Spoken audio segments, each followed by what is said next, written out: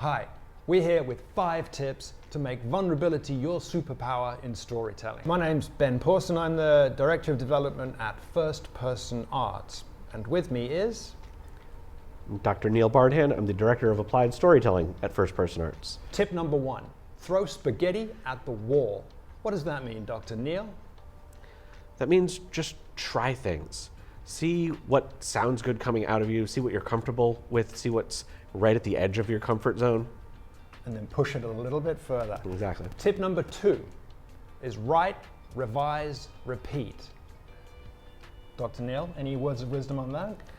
It's the reminder that telling your story isn't a once and then you're done process. You're going to want to revisit your story to try out different language, try it for a different audience, connect it to other parts of your life, and see where it takes you. And then you're going to evolve personally as well. Tip number 3, remember, the audience doesn't know you yet.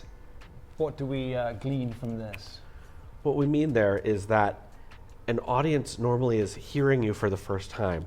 They don't know what you believe. They don't know why you're up on stage. They don't know, what your personality was like at age of 14. If you're telling a story about when you were 14, you have to let them in some way. And you can choose which things you want to reveal. And tip number 4 is to lean into the funny wherever you find it, because it can pop up in some weird places, right? Yeah, life's pretty weird. Life's absurd. And if you are able to take your ego out of it for a minute and just say, gosh, isn't it wild how I ended up here? You're going to be able to tell the story with a little more of an understanding of what the audience is seeing. Yeah. Marjorie Winter, one of our champion storytellers, put it to me. She says, I do free writing and I'm crying as I'm writing it, but then I come back and read it and it's hilarious. Yeah. Tip number 5 is don't be afraid to be seen trying. And this is scary. Completely.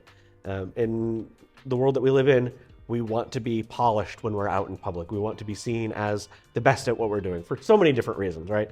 Myself included. Bonus tip is celebrate the courage that it takes to be vulnerable. You did it. Well done.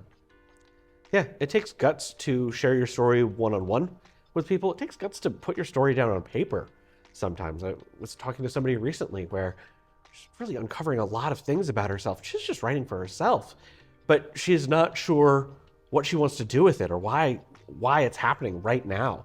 And then you put that up on stage in front of strangers? Come on.